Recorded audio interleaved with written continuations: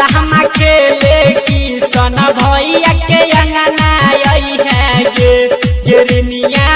सहमा खेले सुमन भैया के अंगना आई है अंगना आई है कि सखी के संघाई है जुलिया सहमा खेले राहुल भैया के अंगना आई है मितुआ सहमा खेले सुमन भैया के अंगना आई है डीजे सुमित सतीश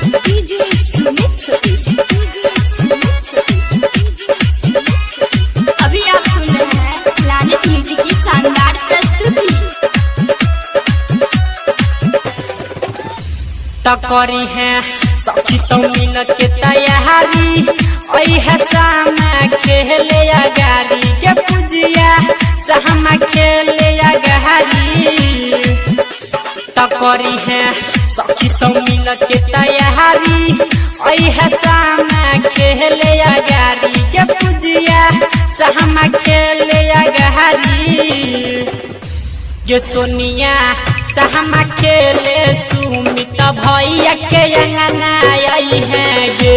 ये कजली सहमा खेले सतीश भैया के अंगना आई है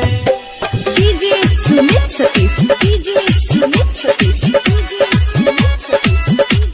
अभी आप सुन रहे हैं प्लैनेट म्यूजिक की शानदार प्रस्तुति।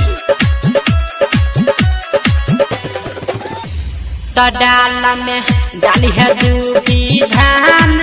कैरली है सोहन के साथ क्या पूजिया करी है सोन के साथ